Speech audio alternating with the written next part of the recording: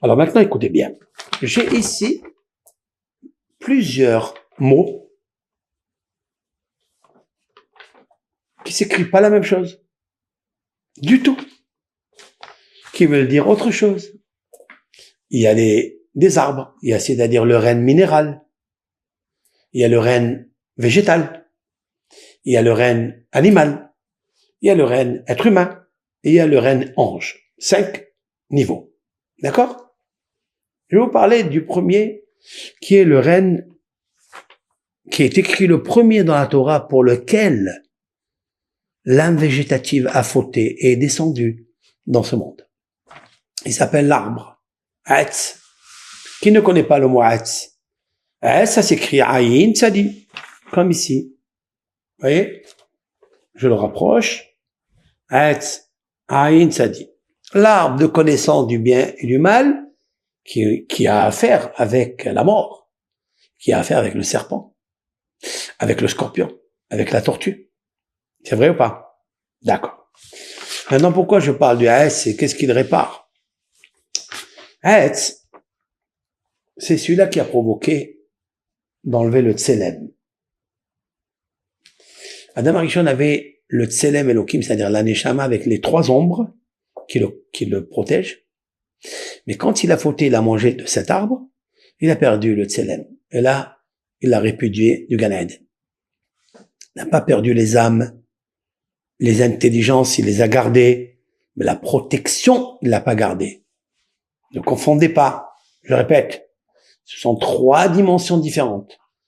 Il y a les âmes, ce sont les intelligences avec lesquelles on connecte avec l'éternel, et plus elle est fluide, et plus elle est propre, elle est pure, et plus la connexion elle est valable. Comme aujourd'hui, quand l'ordinateur il marche pas bien, c'est que la connexion elle est pas bonne, ou il y a un virus. Ok? Le virus est rentré dans l'intelligence. Donc une âme, ça veut dire quoi? C'est une intelligence, ce sont les empreintes divines. C'est tout. Et il y a des empreintes qui viennent du monde des émanations, il y a d'autres qui viennent du monde de la création, et à chacun, et même dans le monde des émanations, il y en a 100 niveaux. Et chaque monde, il y a 100 niveaux. J'expliquerai un jour ça. Maintenant, nous sommes ici, ici, dans le Nefesh.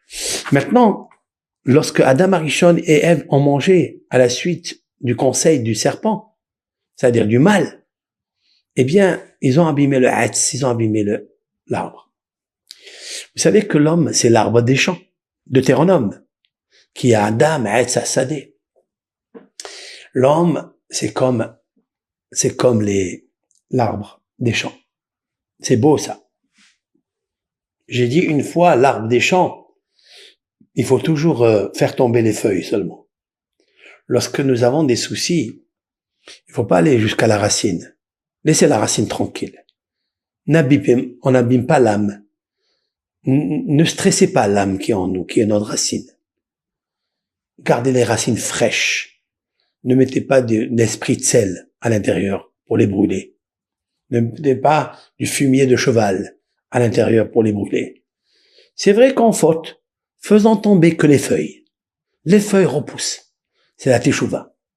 Mais les branches restent et la racine reste, parce que si la racine est là, c'est que les branches resteront vivants. Mais les feuilles tombent, c'est pas grave. Des fois, tu as un petit chouïa, quelque chose qui va pas, c'est que de feuilles. Les feuilles repoussent très, très, très vite. D'accord? Mais n'abîmons pas l'arbre dans sa racine, c'est-à-dire dans son âme. Ok? Maintenant, l'homme, il est comme l'arbre des champs. L'homme, s'il est abîmé, ce sont que des feuilles. Maintenant, écoutez bien. Haetz, Aïn, c'est 70. Tzadik, c'est 90. Soit 70 et 90, c'est combien? 160. Point. Stop. Vous avez vu la correspondance intrinsèquement liée avec ce qu'on est en train de parler.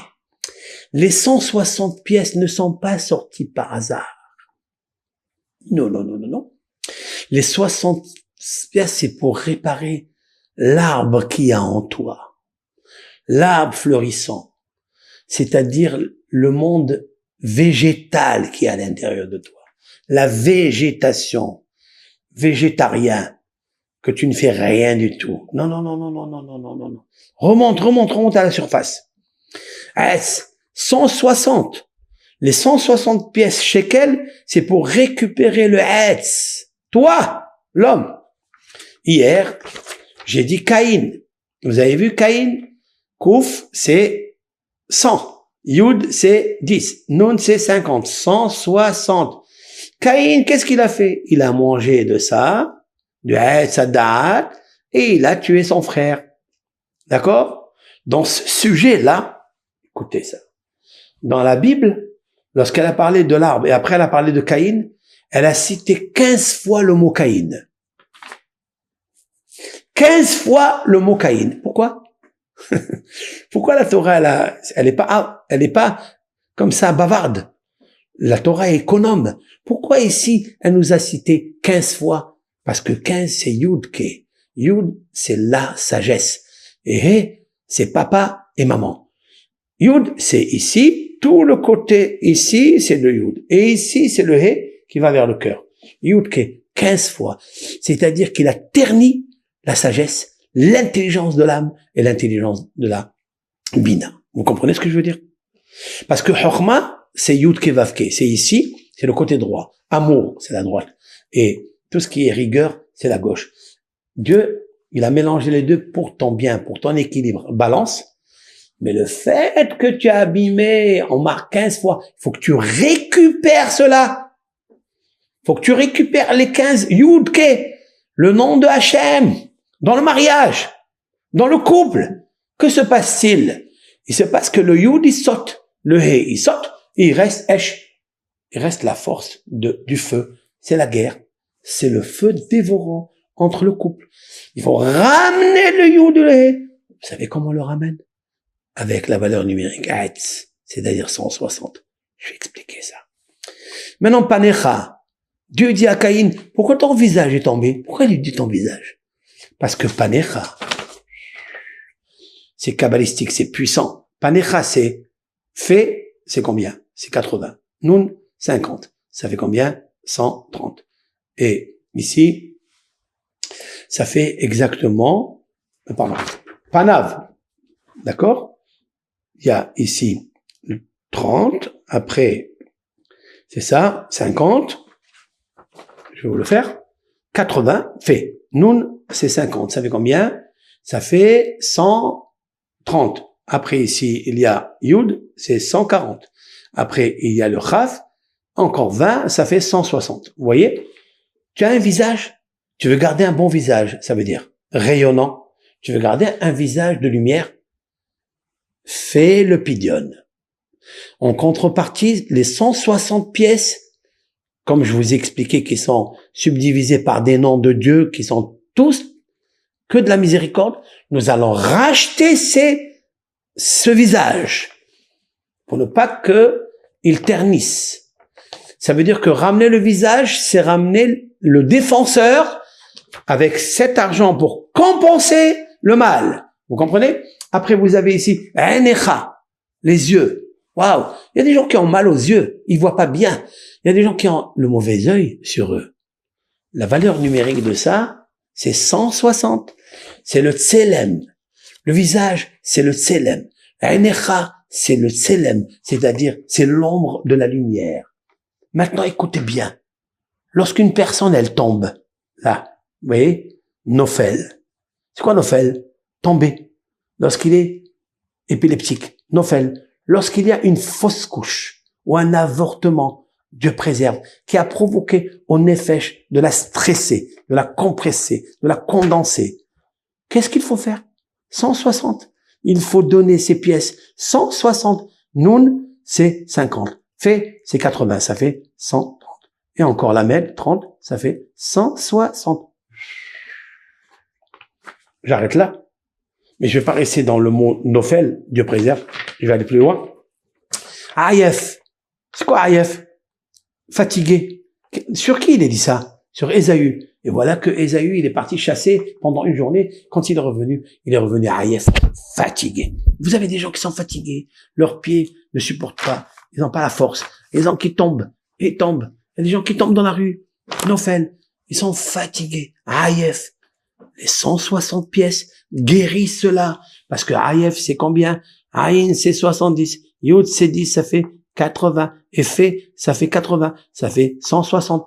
Waouh! Ça guérit la Aïefout. Ça guérit cette faiblesse que nous avons des fois pour donner du boostage, donner du tonus. D'accord? À ton corps. Par le nefesh. Sache que si tu tombes, sache que si on tombe malade, hasbi shalom, si on tombe par terre, si on est fatigué, c'est parce qu'on n'a pas encore corrigé. Le pidyon nefesh ne doit pas venir seulement en Rosh Hashanah. C'est toute l'année. Toute l'année. Moi, je le fais à certaines personnes ici, là, à ma famille. Je le fais parce que malheureusement, comme j'ai dit tout à l'heure, c'est quelqu'un qui sort dans la rue. S'il n'a pas le tselem, les 3 ombres, lumière, protectrice, il peut tomber. Il est nophèle. Donc, je crée le tselem. C'est quoi tselem? 160. Je veux récupérer les 160 du tselem. D'accord? Après, il y a ici monéa. C'est quoi monéa? Monéa, ça veut dire empêchement. On a des fois des freins. Man'oul. Tout est fermé. Man'oul, c'est le cadenas. C'est quoi un cadenas? Il ferme une porte. Donc, tu es empêché de rentrer. Monéa. Monéa, ça veut dire tu n'as pas l'accès. Il y a des gens qui n'ont pas accès à leurs zivoug. Ils n'ont pas accès à leur mazal. Ils n'ont pas accès à la parnassa. Qu'est-ce qui se passe? Nefesh. Attention. Le nefesh, il est souillé. Le nefesh, il faut lui enlever les 1000 accusateurs. Laisse-le au moins avec un bon défenseur. Mais le défenseur, il ne peut pas le défendre s'il n'y a pas une compensation. Nous allons prendre le poulet ou le coq et on va tourner autour de la tête. C'est quoi ça? C'est la compensation. Mais en vérité, le pidyon nefesh, il est plus grand que le poulet et le coq. Ça, je vous expliquerai ça par la suite. Vous voyez, monéa, ça veut dire empêchement. Un homme, il peut avoir des empêchements. Je vais terminer avec un mot agréable qui veut dire no'am. C'est quoi no'am? Agréable. Oui, no'am Adonai Eloheinu aleinu ma'aseh yadenu konena aleinu ma'aseh yadenu konenu. Je vais terminer ce soir avec ça, en référence avec le psaume 27, parce que là-bas dans le psaume 27, dont j'ai expliqué beaucoup et longuement les interprétations, pourquoi nous lisons le psaume 27? Parce qu'il figure la fête de Rosh Hashanah, il figure la fête de, comment on appelle ça, de Kippour et Elul. Et il y a marqué là-bas que le roi David a demandé à Dieu, fais en sorte à Kadosh Baruch Hu que je vienne, d'accord? Attendez, je vais vous le lire. Dans le psaume 27, reprenez ce psaume, tous les jours, lisez-le. Il renforce la Emouna, il renforce les fêtes que nous allons passer en Tishrei. Le voilà. David Amelech dans le verset 4. Ahat sha'alti me'et Hashem. Une seule chose je demande à l'Éternel. Shifti bevet Hashem, de siéger dans la maison de Dieu. Kol yemei hayai, toute ma vie. La hasdod, pour contempler.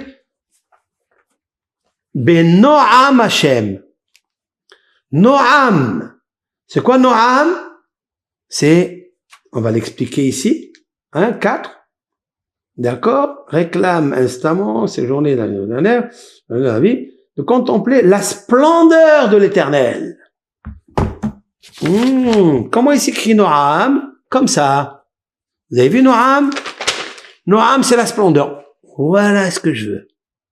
Par le pidyon nefesh, on arrive à reprendre la splendeur de Dieu. Et il n'y a pas d'empêchement. Regardez, les mêmes lettres. Voilà, ici. Regardez-moi ça. Les mêmes lettres qui parlent de Noam, Nun, Aïn et Mem, c'est les mêmes lettres qui forment Monéa.